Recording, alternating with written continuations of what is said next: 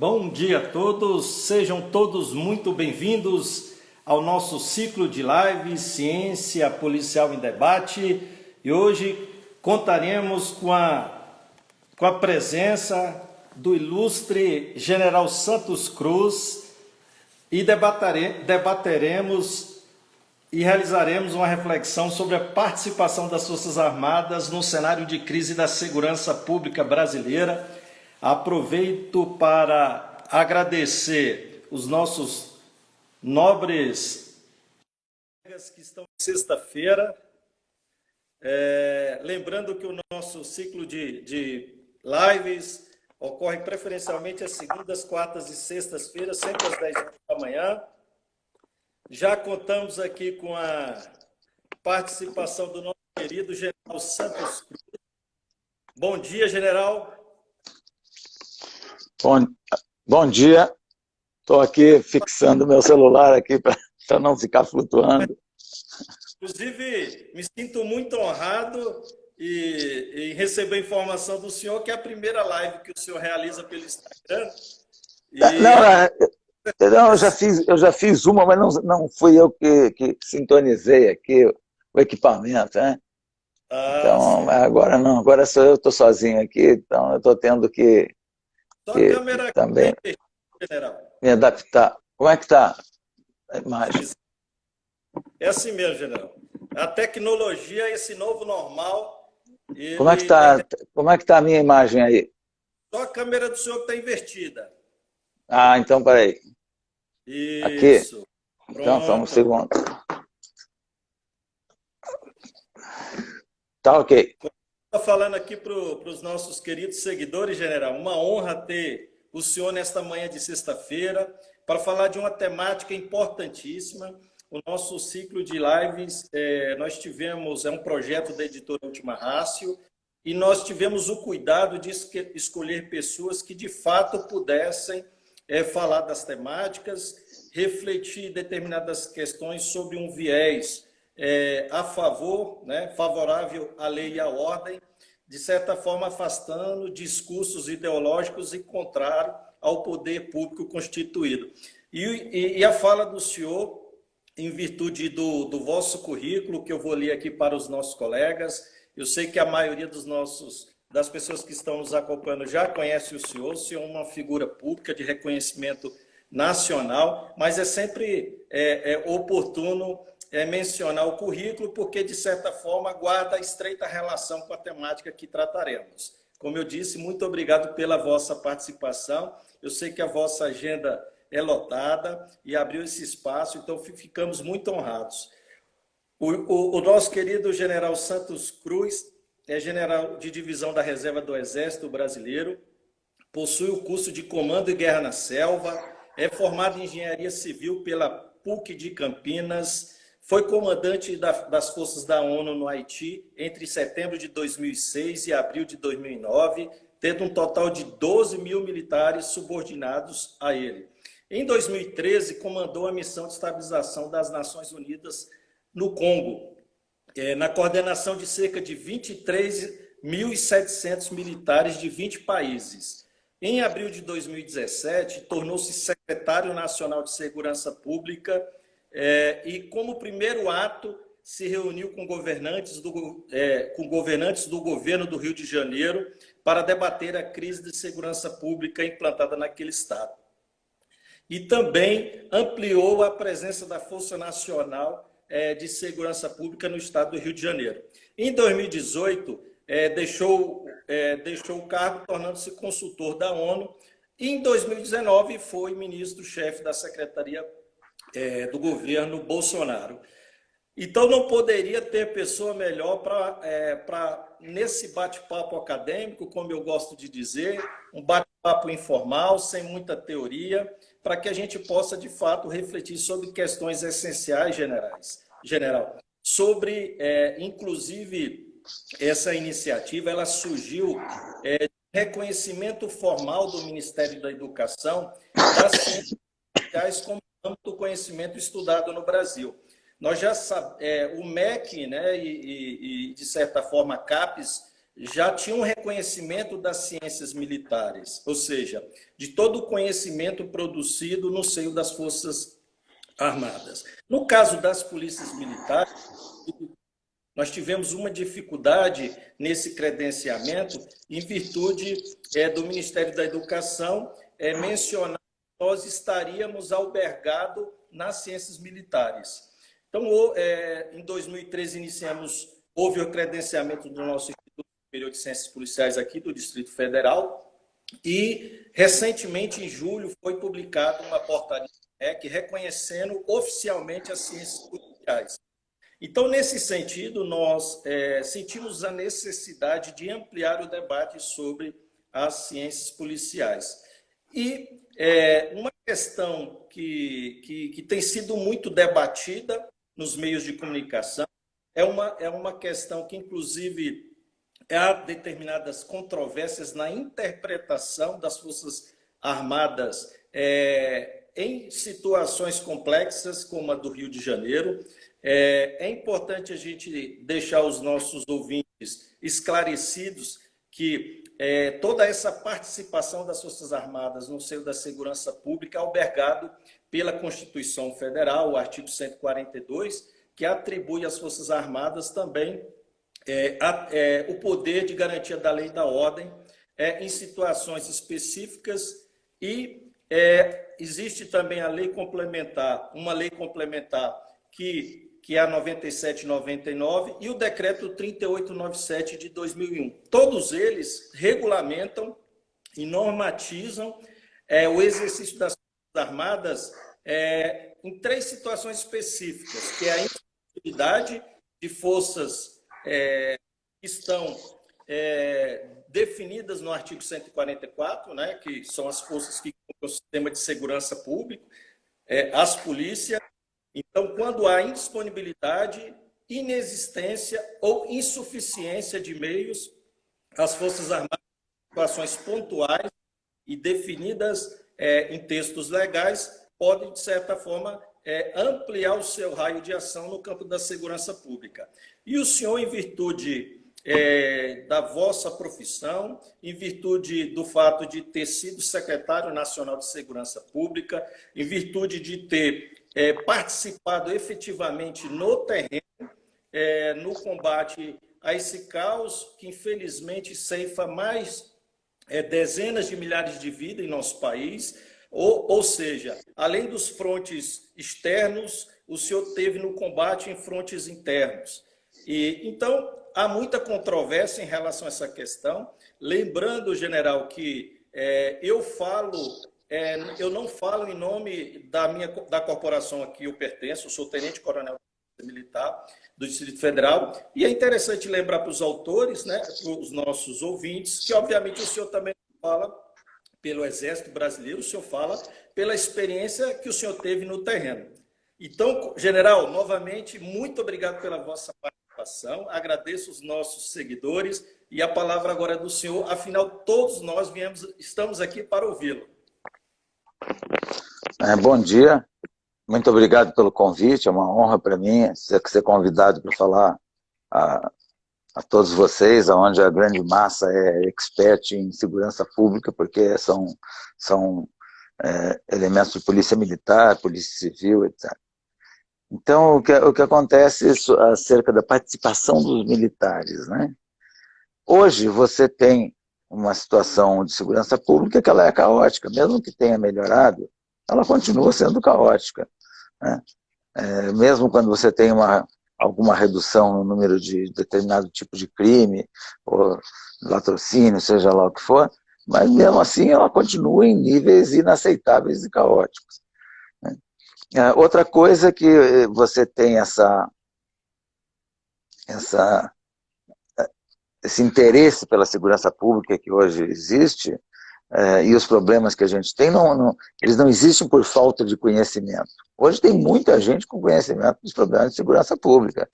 Você tem núcleos em universidades, você tem institutos, você tem as polícias militares nas suas academias, polícia civil, Polícia Federal, etc., que todo mundo discute a segurança pública. O problema não está na discussão, o problema é que ele não está sendo discutido em alguns pontos e ficam querendo reduzir o problema de segurança pública à ação policial. Né? Fica querendo cobrar a conta toda do problema na conta da polícia. Isso não é possível. Né?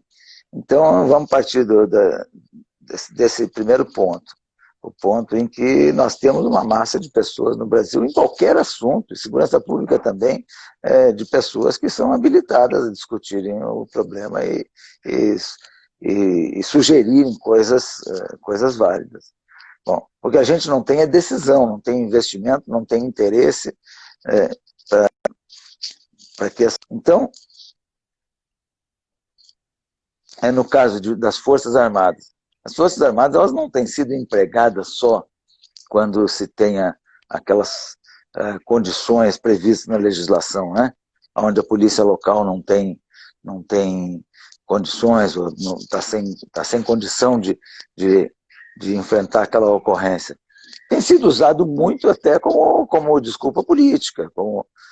Esse é que é o problema. Não é um emprego para solucionar. Um emprego para dar satisfação política, para dizer que está fazendo alguma coisa, etc. Então, o que tem que reforçar são as instituições. Né? No mundo inteiro você não faz segurança pública com força armada. Em alguns países faz, mas são países com muita deficiência, são países que não são referência para o Brasil. Agora, num país estruturado, e o Brasil está entre os 10 maiores países do mundo, com qualquer problema que tenhamos na área econômica, na área de legislação, na área política, etc., o Brasil é um dos 10 maiores países do mundo. Não tem sentido você falar de segurança pública considerando o militar no conjunto de segurança pública. Militar é uma situação muito excepcional. Né? E não é só em segurança pública. Você pega, por exemplo, todos os países do mundo, os militares participam das Olimpíadas, como foi na Inglaterra, utilizaram militares para auxiliar, etc., porque precisa de um grande número de pessoas, e aí você usa a Força Armada para aquele evento. Né? Então não é nem só em segurança pública. É claro que em itens como catástrofes, né, desastres naturais, enchentes, tudo isso daí, todo mundo usa também as suas Forças Armadas, em conjunto com a Defesa Civil, etc., dentro do projeto do planejamento da Defesa Civil, em conjunto com policiais, etc. Então tem muitas maneiras de você empregar Forças Armadas. Nós vamos falar aqui só de segurança pública mesmo, que é a criminalidade chegando num ponto onde o Estado começa a perder o controle das ações. E nós temos várias áreas dentro do Brasil onde o Estado já perdeu o controle das ações. Então, se vê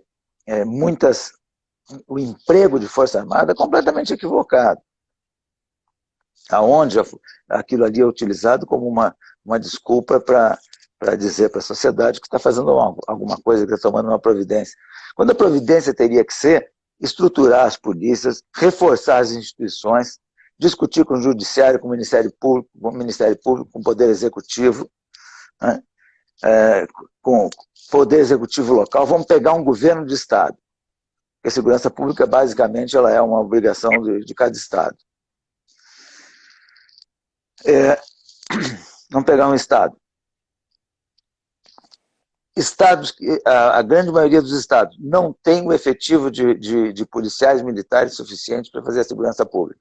Está abaixo do previsto. Alguns muito abaixo. Tem estado até com 50%, 55%. Né? Quem tem 70%, 80% do efetivo previsto já está muito bem. Exato. Isso eu não estou considerando os policiais afastados de função por problemas emocionais, por problemas disciplinares, por problemas de saúde, né? Não estou considerando, e nem os desviados de função. Nós temos, por exemplo, tem estado que nós temos 2.000 policiais desviados de função, que estão trabalhando no gabinete de alguém, de motorista de alguém, de segurança de alguma autoridade, etc. Então, as polícias elas estão incompletas. Se a gente for para a Polícia Civil, tem estado que funciona com 30% do efetivo de policiais civis. que não faz concurso público faz muitos anos, 15, 20 anos que não faz concurso público. O efetivo foi caindo, pessoas foram se aposentando, etc. E você tem Estado funcionando com 30% do efetivo da Polícia Civil.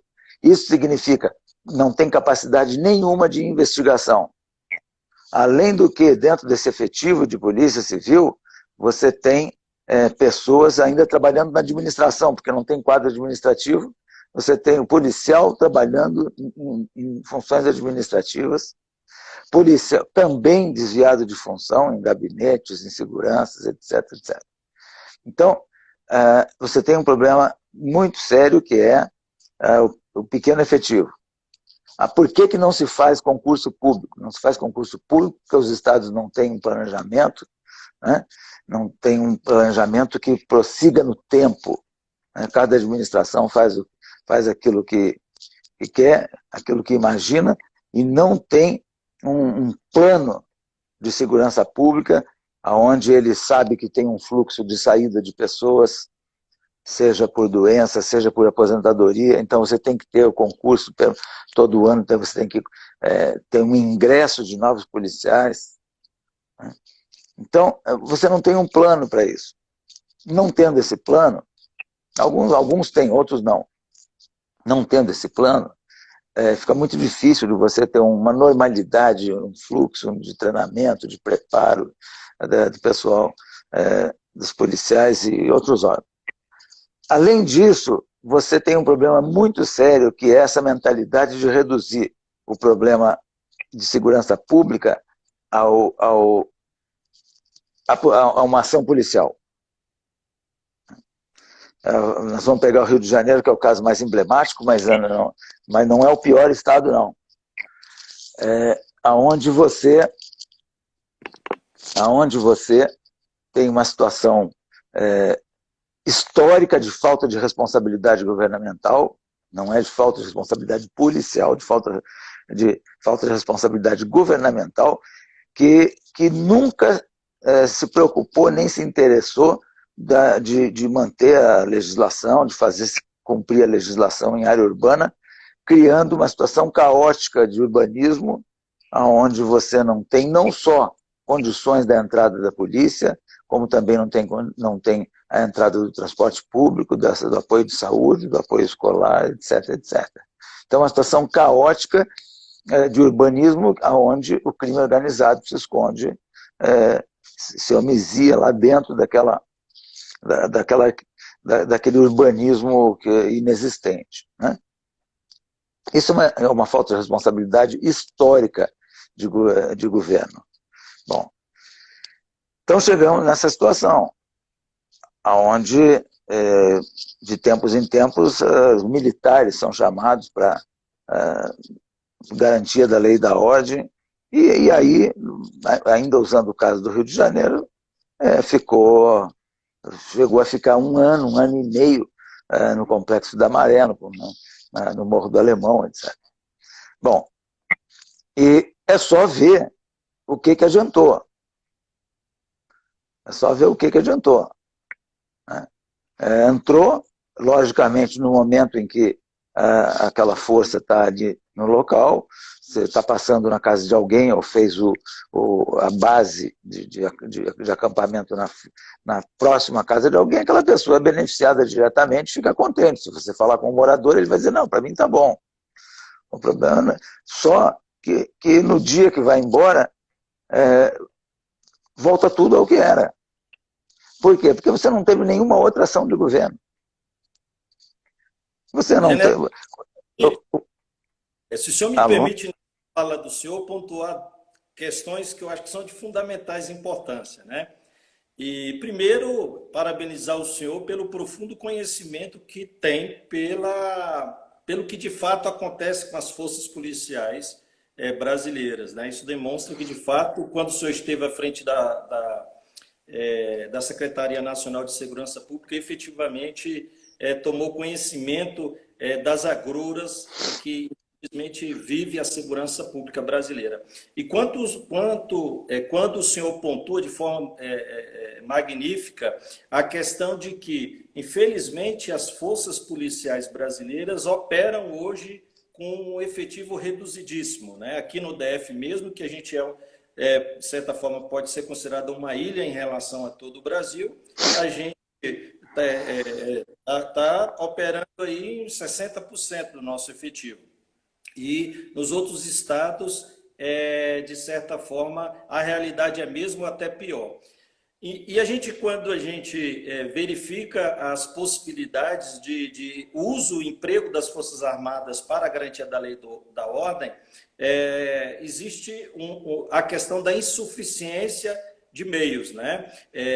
E a lei complementar ela esclarece os casos em que pode ser considerado, né, o esgotamento dos meios previsto lá no artigo 144. E um deles é a insuficiência. E quando se fala em insuficiência, é de meios e recursos das forças policiais. Então, querendo ou não, já existe uma saída e quase uma situação clara de que qualquer estado que passe, que enfrente uma situação um pouco fora do normal, os seus governantes terão que solicitar apoio ao presidente para o emprego das Forças Armadas. Então, quando o senhor pontua essa questão da deficiência dos efetivos, é muito importante a gente esclarecer essa questão. Quer dizer, o próprio poder público já deixa de antemão um problema, uma ferida aberta, exposta.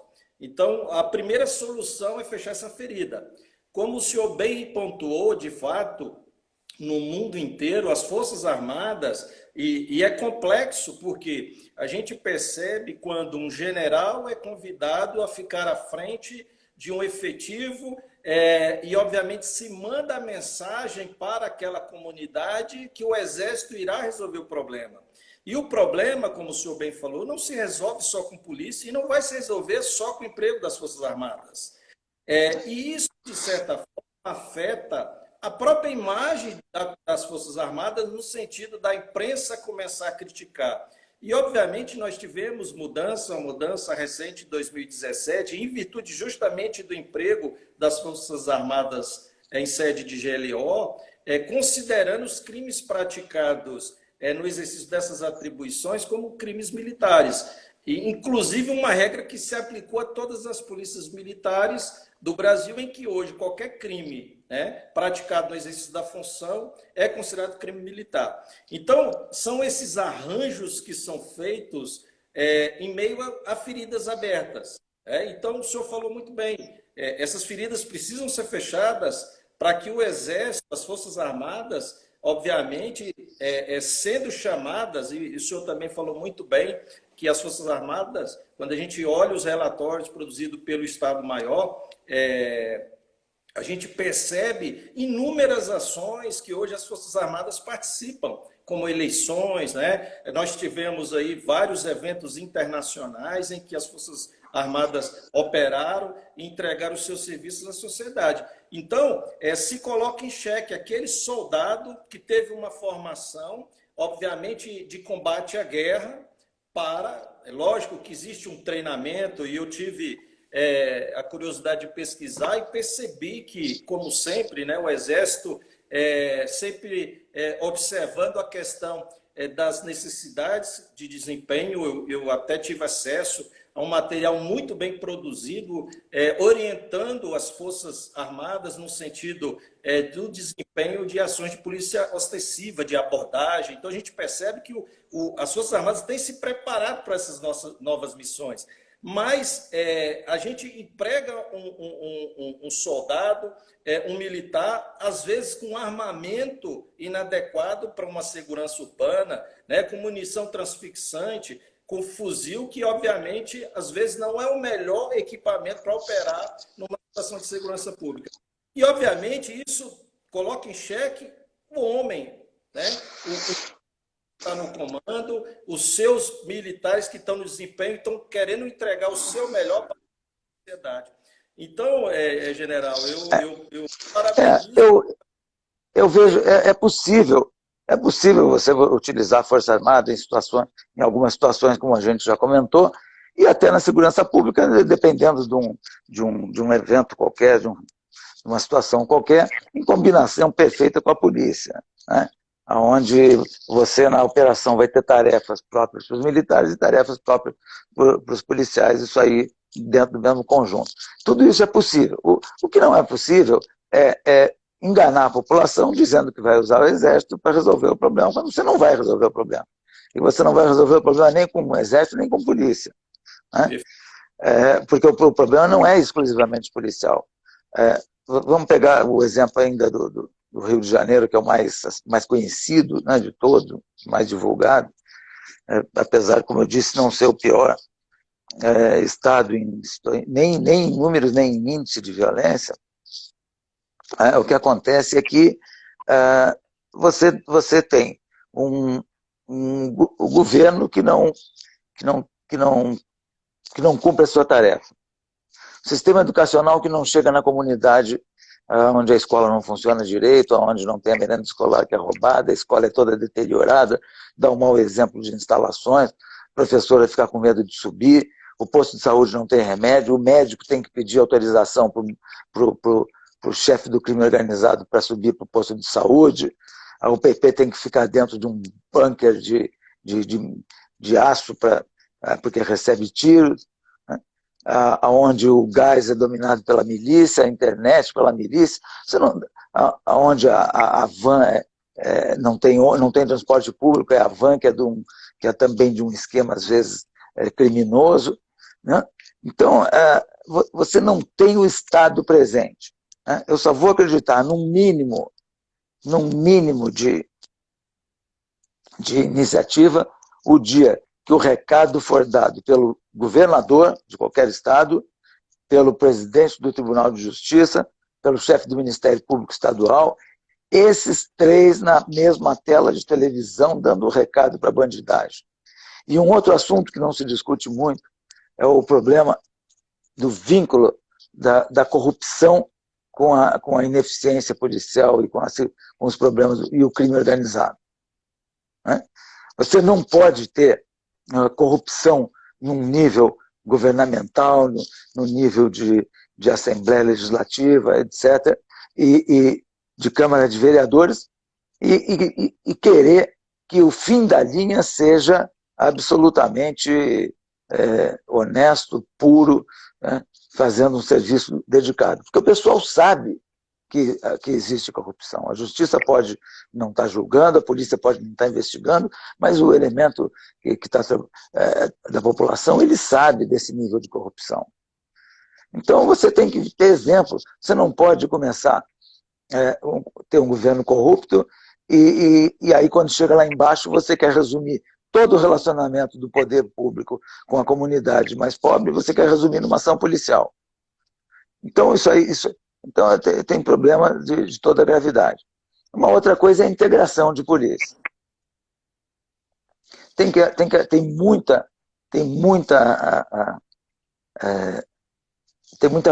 não só a vaidade humana envolvida, como também falta de estrutura de integração. Perfeito. Não tem estrutura, ninguém obriga a fazer isso. Falta legislação de nível federal. Você pega as polícias militares, a formação hoje das polícias militares é completamente sem padrão. Tem gente que já se forma capitão na academia de polícia, o outro já se forma aspirante, o outro não, todo mundo é sargento, o outro não. Então, a lei orgânica de polícia, não tem ninguém discutindo a lei orgânica de polícia, você tem que ter uma lei orgânica.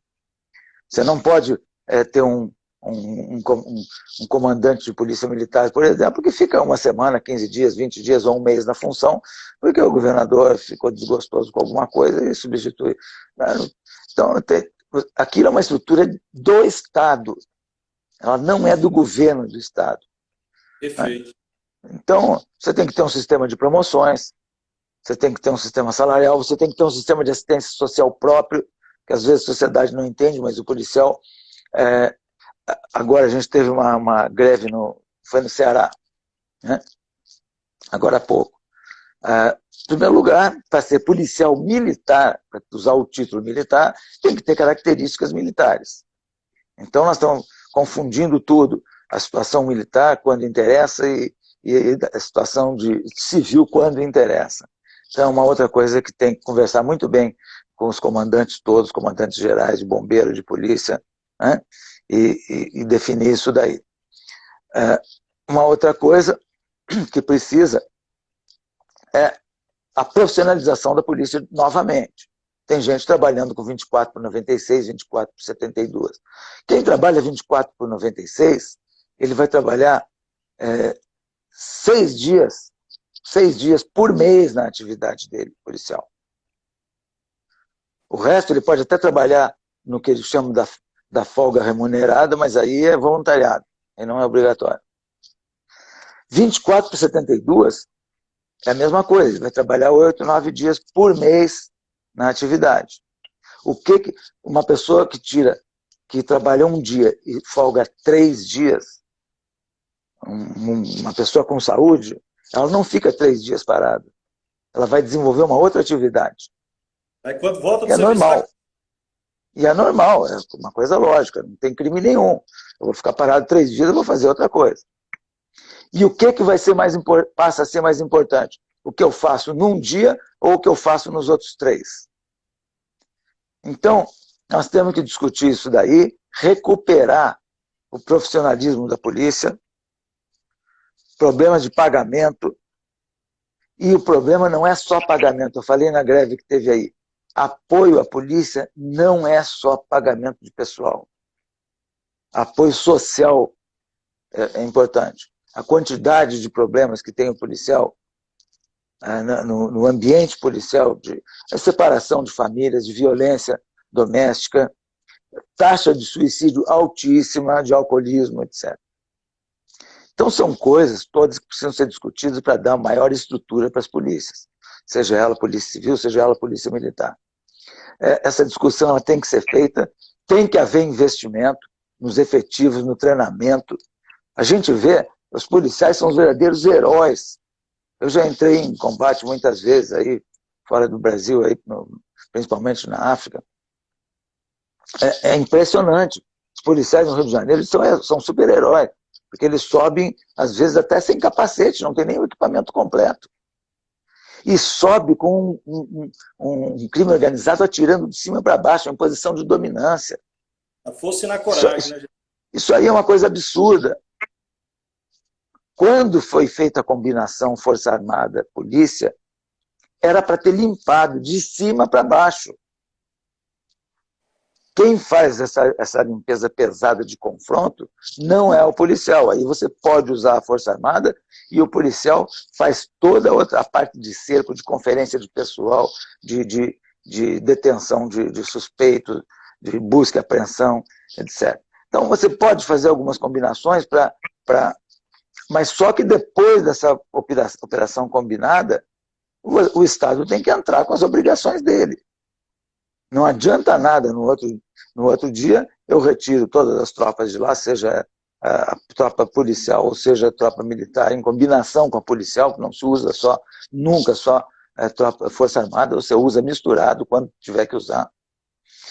E o serviço público tem que estar lá, tem que ter chegado.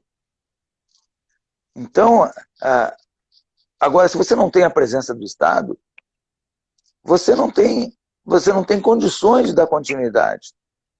Você tem a sensação ruim da segurança pública, ela não é só responsabilidade policial, ela é responsabilidade do Poder Executivo, ela é responsabilidade do Judiciário, que tem que mexer na execução penal, principalmente, né, que tem que discutir se as leis estão sendo bem interpretadas, para você não pegar um sujeito que foi para uma audiência de custódia porque foi preso com um fuzil e você libera o sujeito porque acha que ele não está cometendo um grande crime. O sujeito está com uma arma de guerra na mão. Ele não está com aquela arma de guerra na mão para se defender e nem para fazer assalto. Ele está com uma arma de guerra para matar a gente. É diferente. E é liberado então, a delegacia policial, né, então você tem que... o Judiciário, né, na aplicação das leis, o Ministério Público tem que estar engajado. É fundamental o Ministério Público engajado. O Legislativo que não mexe na legislação, Não é possível. Existem crimes. Vou dar dois exemplos bem simples. Violência contra a mulher. É todo dia, você não precisa nem saber estatística. É só você acompanhar o noticiário. Sujeito com 10 reclamações da mulher na polícia, com medida protetiva, que não protege coisa nenhuma, que é só o nome que é medida protetiva, que é claro que para um cidadão decente funciona, você dá uma ordem para ele, ele vai cumprir, mas para um covarde que bate em mulher, ele não vai respeitar a medida protetiva, ele é um covarde, um vagabundo, um doente mental. Né? Então, e o outro é corrupção. Nós vimos agora aí esse caso da pandemia, aplicação de recurso público, já tem gente sendo pego por corrupção, e nós não temos uma legislação para acabar, por exemplo, com a progressão da pena para quem roubou dinheiro de saúde pública em tempo de pandemia. Cadê o legislador? Já era para ter aprovado, em regime de emergência, esse tipo de legislação. Quem roubou dinheiro público da saúde em época de pandemia, acabou, não tem progressão da pena, vai cumprir a sentença que for dada. Então, você tem muita coisa que o legislador poderia fazer em relação a crime organizado, em relação à violência, etc. Nós temos, por exemplo, o judiciário. Nós temos gente, criminoso comum, que demorou 15 anos, 13 anos para ser recolhido, para começar a cumprir a pena. A execução penal nossa é um negócio extremamente complicado. Né? Então, dentro de filosofia, de recuperação, etc., mas tudo dentro de uma filosofia ideal. Agora, você tem crime que você não precisa perícia, você tem o criminoso, você tem a arma do crime, você não tem nada para fazer. O cara demora 10, 12, 13 anos para começar a cumprir a pena, consegue impetrar 14, 15 recursos ao longo do percurso. Cadê o legislador? O judiciário pode ajudar, o Ministério Público pode ajudar o legislador explicando, porque os congressistas não são, nem todos eles são especializados, né, em direito penal, mas o Ministério Público pode ajudar, o Judiciário pode auxiliar o legislador a fazer uma legislação muito melhor. Eu já vi absurdo, eu já vi locais onde a quantidade de policiais civis é menor do que o número de funções comissionadas na Assembleia Legislativa, no gabinete, etc. Do Estado inteiro. Do Estado inteiro. A Polícia Civil menor do que o número de funções de confiança comissionadas, etc. Então, porque aí você pergunta, quando eu perguntei por que não faz concurso para ter mais policiais? Porque não pode fazer o concurso por causa da lei de responsabilidade fiscal, que limita o gasto com o pessoal. Bom, mas se não dá para gastar com o pessoal, se não dá para gastar com a saúde, com o ensino, onde é que está o tal do dinheiro? O dinheiro está em funções comissionadas. Então, tem muita coisa para se mexer aí. E às vezes a notícia é entrega de viatura, né? Ele faz coisas assim, faz coisas de maior visibilidade. Né? Uma entrega de viatura que é um problema sério. A viatura policial, ela não é como um carro particular que dura 10 anos. Viatura policial, ela se acaba com 2 anos, 3 anos no máximo. É melhor você trocar todas elas, porque é uma viatura que não para, é uma viatura que se desgasta muito. Então, é uma coisa que tem que ter também planejamento de compra, de reposição, etc. Ver o que é melhor, se é a terceirização, se é aluguel, se é o leasing, se é a compra. São coisas que podem ser discutidas em conjunto, nas reuniões, por exemplo, na Senasp a gente começou a discutir isso aí. Nós tivemos excelentes reuniões com a reunião dos comandantes gerais, de bombeiros, de polícia, chefe de polícia civil. Você tem que discutir com o pessoal. E tem que unificar isso aí. Acabar com vaidades do termo circunstanciado, reservar realmente para a Polícia Civil coisas de alta tecnologia, investigações complexas, e não a bobajada. Outro dia eu vi aqui um sujeito que pegou 2 cones de borracha do prédio, e aí aí o condomínio da queixa na polícia, a polícia abre inquérito por causa de 2 cones que o cara devolve no final da tarde, porque ele tinha pego os cones para ensinar a filha dele a estacionar o carro. Mas aí você abre um inquérito, você ocupa um escrivão, um delegado por 1 hora e meia, fazendo a sua queixa. Coisa que isso aí era para ser resolvido por guarda municipal. Essa aí não é nem policial militar que resolve. Essa é o guarda do cone, do botijão de gás que o vizinho pegou, isso é coisa de guarda municipal. Então, tem que ver, as atribuições. Tem que ver essas atribuições, né, e acabar com a ciumeira, né, padronizar as formações, fazer um curso superior de polícia em Brasília, misturando todo mundo, policial civil, policial militar, perito, policial federal, policial rodoviário federal, todo mundo no mesmo curso, cursos pequenos, não precisa ser longo não, onde você vai ganhar muito no relacionamento e em desmanchar essas vaidades, né? Para que todo mundo, você vê policial entrando com ação contra outra polícia, policial entrando com ação contra outra polícia, porque ela não pode fazer aquilo. Vem cá, o que foi? Ela fez injustiça ou ela prendeu o bandido? Se ela prendeu o bandido, ótimo. Perfeito. Então, tem que acertar isso aí.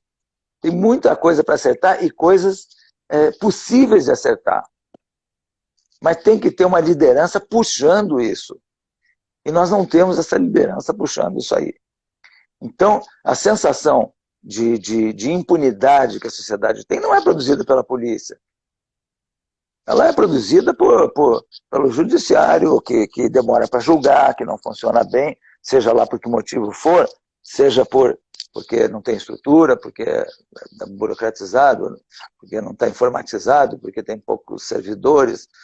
Não interessa, mas o que interessa para o cidadão é que ele tem essa sensação de impunidade.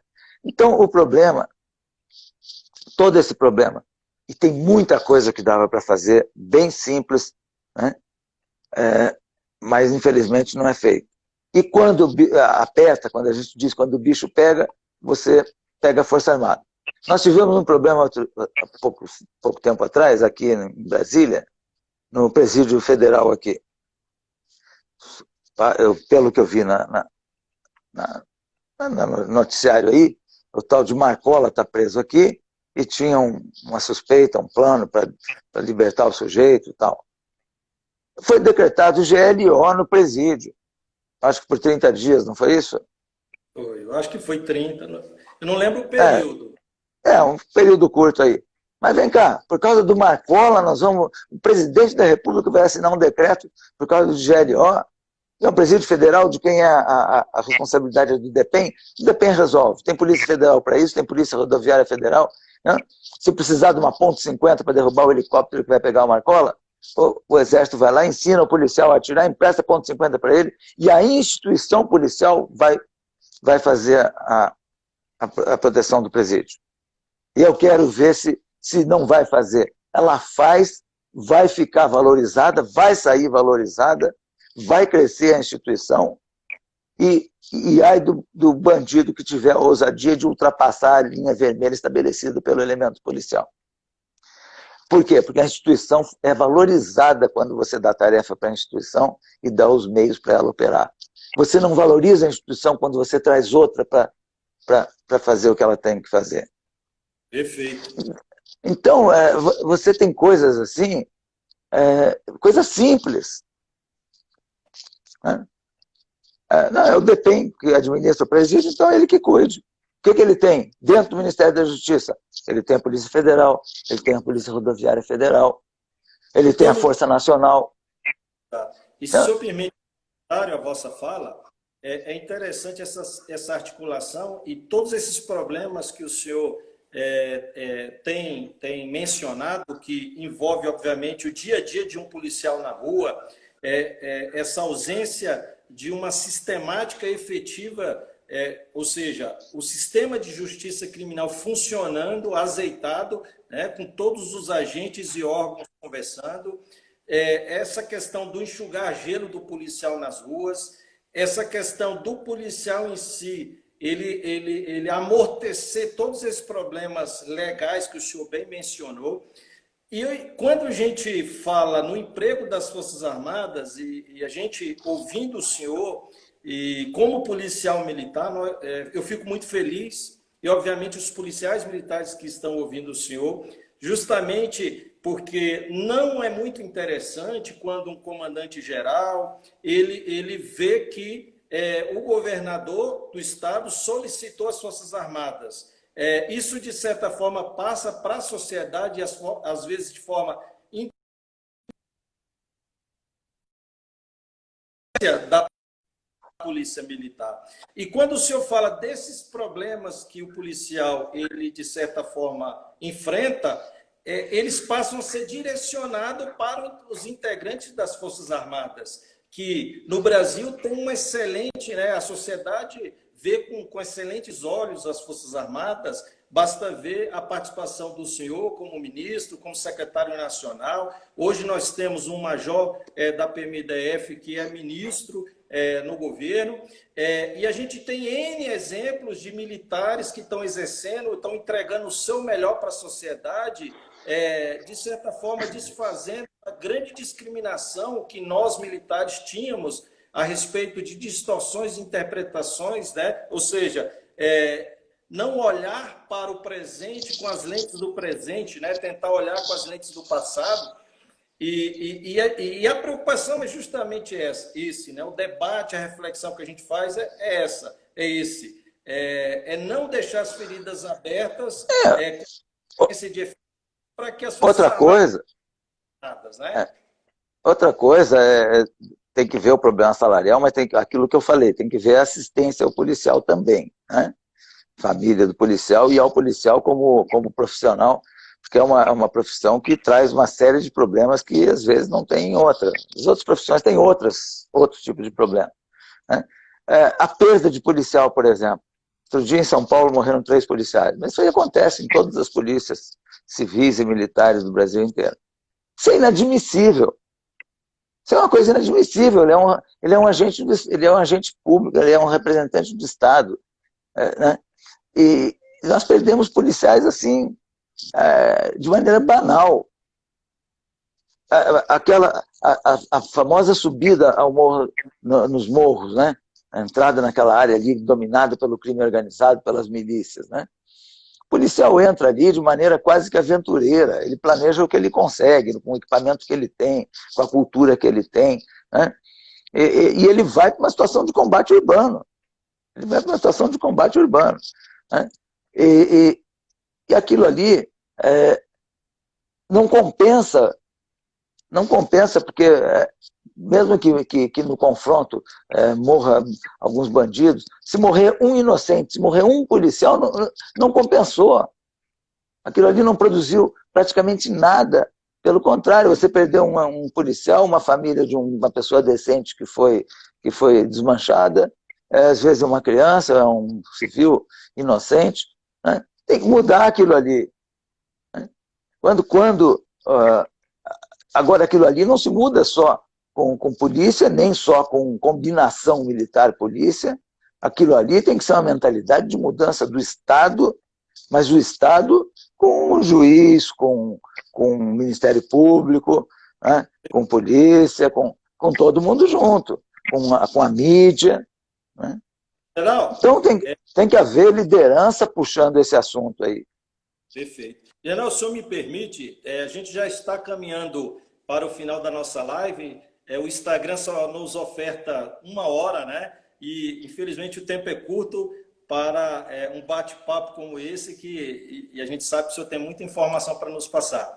Então, general, eu gostaria de, aproveitando, antes de repassar para o senhor e para o minuto final, agradecer imensamente a vossa participação. Eu fico muito feliz e vejo que acertei em convidar o senhor para essa agenda, porque o senhor demonstra muito conhecimento naquilo que fala. daquilo que fala. Agradeço também, general, aos nossos seguidores. Nós temos aqui a presença do Coronel Nunes, que inclusive era comandante-geral e presidente do Conselho Nacional dos Comandantes-Geral, e falou do vosso apoio como secretário nacional, apoio às polícias militares. A gente tem aqui a ilustre presença também do nosso Coronel Pontes, comandante-geral da Polícia Militar do Distrito Federal, que nos acompanha nesse momento. Temos o Coronel Vasco, o Coronel Roberto, que foi secretário de Segurança Pública aqui no Distrito Federal. Então, a gente tem a honra aqui de ter inúmeras pessoas que, como eu, estamos tendo essa aula com o senhor. Então, agradeço a vossa participação, lembrando aos seguidores que tão logo termina a nossa live, esse vídeo será disponibilizado no nosso canal, no canal da editora Última Rácio no YouTube, e também já passando na segunda-feira, próxima terça-feira, 1º de setembro, às 10 horas, teremos aqui a presença do Rogério Greco, falando sobre atividade policial.